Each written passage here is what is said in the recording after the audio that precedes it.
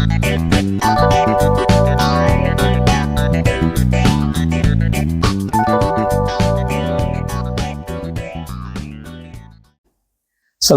warahmatullahi wabarakatuh. Salam sejahtera bagi kita semua. Om Swastiastu, Namo Buddhaya, salam kebajikan.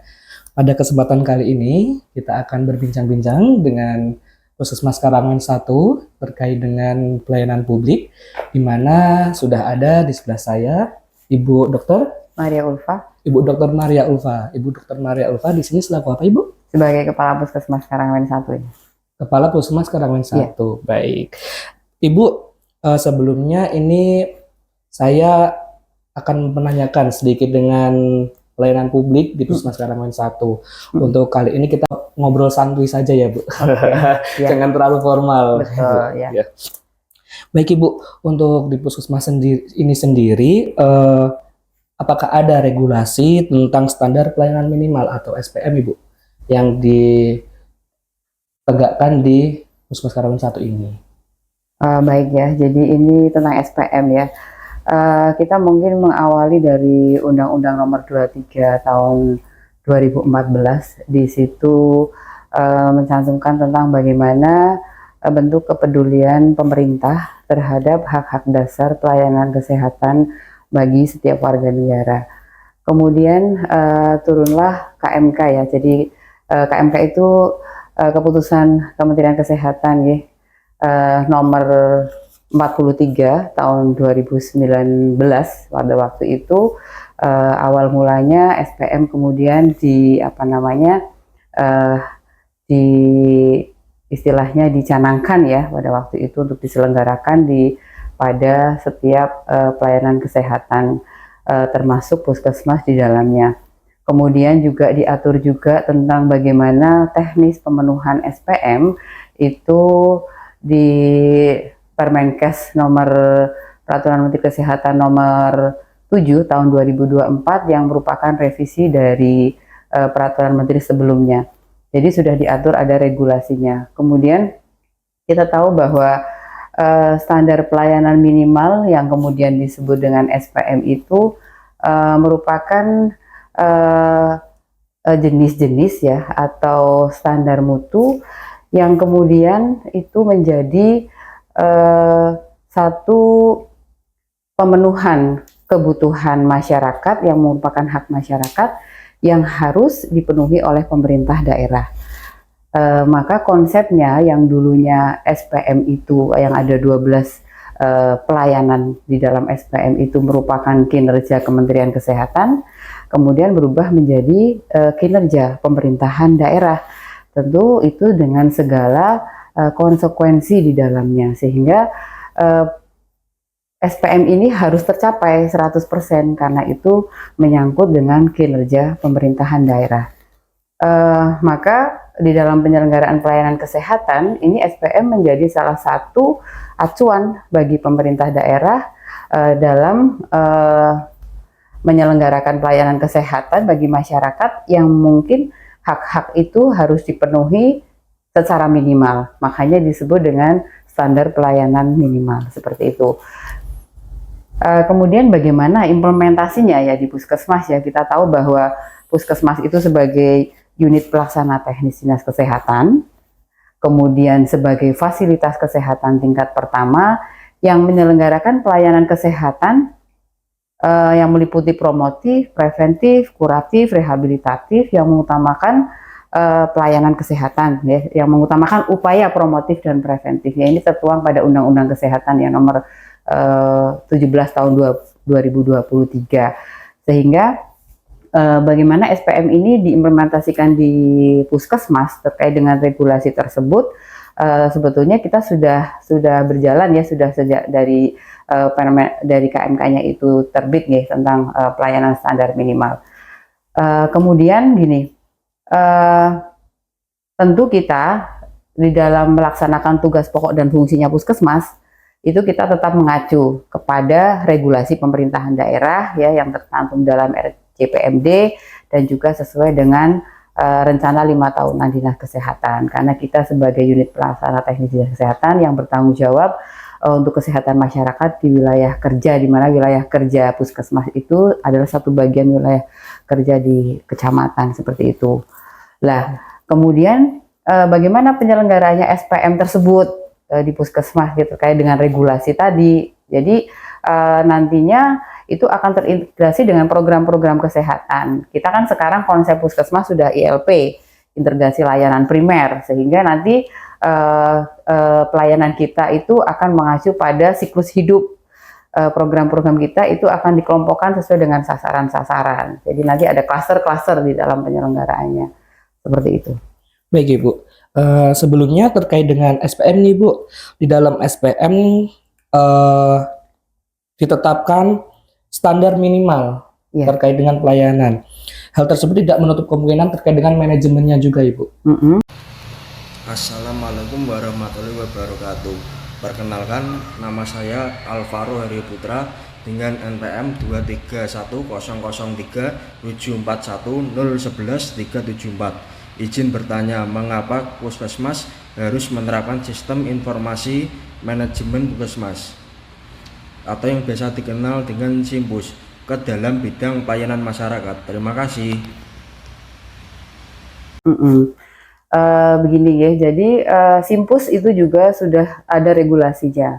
Jadi Permenkes nomor 31 itu tahun 2019 yang mengatur penyelenggaraan sistem informasi puskesmas ya, sudah diatur di dalamnya, termasuk pelaporan, kemudian termasuk laporan lintas sektor, kemudian laporan jejaring puskesmas, termasuk tentang survei lapangan dan seterusnya, gitu, diatur di dalamnya.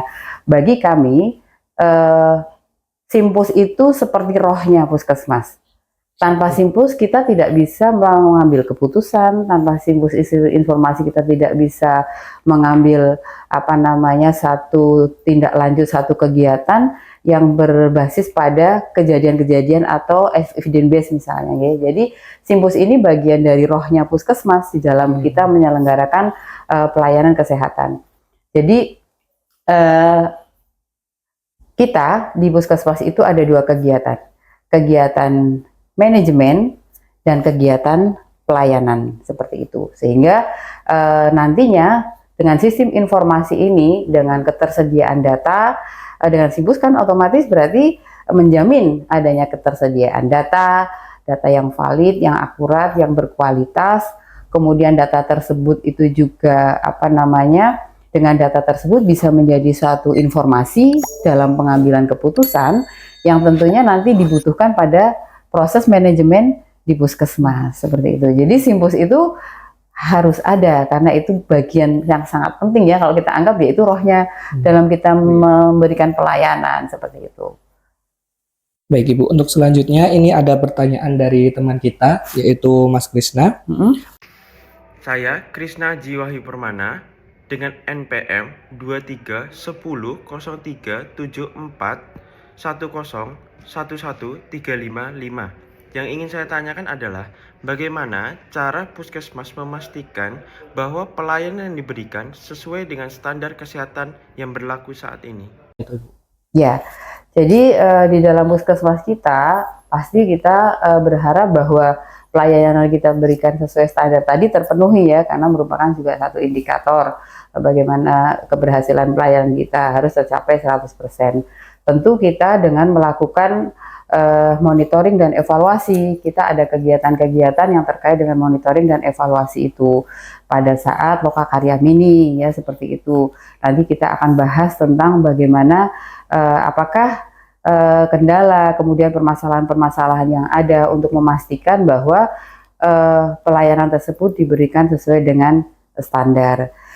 Dimulai dari monitoring dan evaluasi yang kita melakukan pendekatan secara kualitatif dan kuantitatif. Dari situ kan kita bisa melakukan monitoring terhadap data sasaran dulu ya, seperti itu misalnya. Kemudian data sarana prasarana, apakah sarana yang kita pakai sesuai dengan standar seperti itu. Apakah ada alat-alat yang rusak. Ketika ada alat-alat yang rusak kok itu tetap dipakai, berarti pelayanan disebutkan tidak sesuai dengan standar. Kemudian nanti bagaimana sumber daya manusianya, berkompeten atau tidak untuk melakukan pelayanan tersebut gitu kan. Kemudian sarana prasarana termasuk bahan-bahan pendukung lainnya, bahan habis pakainya, obat-obatan dan seterusnya di dalam memberikan pelayanan tertentu seperti itu. Jadi ada kegiatan monitoring, kemudian evaluasi yang kemudian itu nanti akan dibahas pada tingkat audit internal di Puskesmas. Ya, mungkin itu ya. Baik Ibu. Sebelumnya Ibu terkait dengan pendekatan dan monitoringnya itu, di sini ada pertanyaan lagi dari teman kita, yaitu Mas Ahmad ini. Assalamualaikum warahmatullahi wabarakatuh. Nama saya Ahmad Nur Hidayatullah, NPM 231037410111360. Izin bertanya terkait dengan pelayanan publik di Puskesmas. Yang ingin saya tanyakan adalah apa saja indikator keberhasilan pelayanan publik di Puskesmas? Demikian, wassalamualaikum warahmatullahi wabarakatuh. Baik. Indikator kita dalam proses kegiatan baik itu manajemen maupun pelayanan tentu ditetapkan seluruh indikator pada setiap kegiatannya, karena dengan itu kita bisa memantau apakah pelayanan yang sudah kita berikan itu bermutu, sesuai dengan standar atau tidak, baik itu proses manajemen maupun pelayanannya. Jadi kalau indikator SPM itu pasti. Jadi 12 SPM ini yang meliputi pelayanan terhadap ibu hamil, ibu melahirkan, bayi baru lahir, usia pendidikan dasar, kemudian usia produktif, pelayanan terhadap lansia, pelayanan terhadap penderita hipertensi dan DMI, kan yang di 12 SPM itu ya, sampai dengan ke pelayanan ODGJ dan sampai dengan pelayanan HIV sesuai dengan standar, itu masuk di dalam indikator kinerja. Karena indikator kinerja dan indikator keberhasilan itu berbanding lurus ya, itu sudah jadi Bersandingan ya, ya itu harus 100% ya. Jadi indikator 12 SPM itu harus 100%.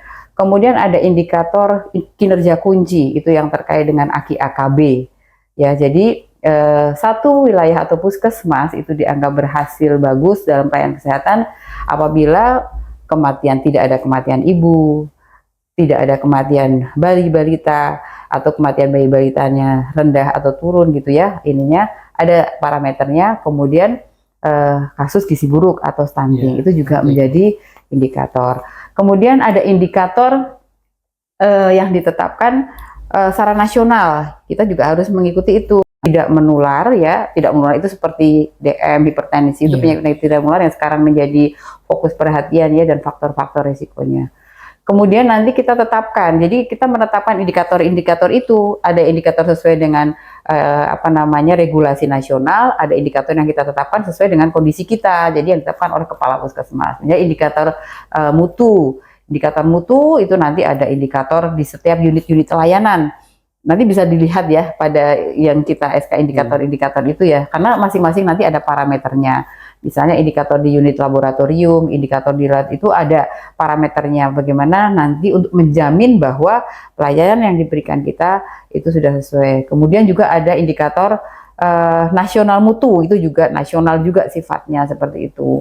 Indikator nasional mutu itu ada misalnya satu, kepatuhan terhadap cuci tangan, kebersihan tangan, kepatuhan terhadap pemakaian APD seperti itu. Kemudian bagaimana pemeriksaan terhadap pemeriksaan ibu hamil, bagaimana kemudian indikator kepuasan pelanggan ada di dalamnya. Ya, itu indikator-indikatornya ya. Baik Ibu, berarti terkait indikator di sini terdapat beberapa bagian parameter ya Ibu? Ya. Ada subbab masing-masing begitu ya. Baik. Untuk selanjutnya ada pertanyaan dari Pak Dipa ini. Assalamualaikum warahmatullahi wabarakatuh. Nama saya Muhammad Dipa Daulatala, NPM